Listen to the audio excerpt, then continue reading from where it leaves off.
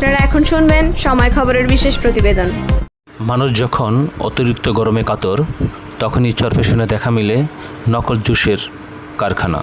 আজ সেই অবৈধ কারখানার সন্ধান মিলে। কারখানার মালিক আয়াতুল্লাহকে 3 মাসের বিনাশ্রম কারাদণ্ডে দণ্ডিত করেছেন চরফ্যাশন নির্বাহী ম্যাজিস্ট্রেট সালেক মুহিত।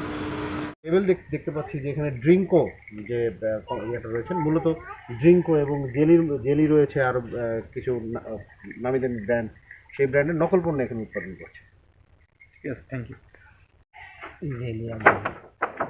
আমরা তো দেখতেছি যে হুইল পাউডার বা অন্যান্য যে ওই যে কোন কাজে লাগবে এটা? এই যে এগুলো ঘরের জন্য, আর পিছনে যেগুলো আছে এগুলো আপনার কি নাম? আমার নাম আয়াতুল্লাহ। আয়াতুল্লাহ। আপনার সাথে আর কারা জড়িত? আমার সাথে একজন মামার জড়িত, তার বাড়ি নিয়ে গেছে। সে আমার আয়া শেয়ার করে আমি এটা করি, আমি খবরের পত্রিকা কাগজপত্র করি। আমি তো প্রথম বুঝাই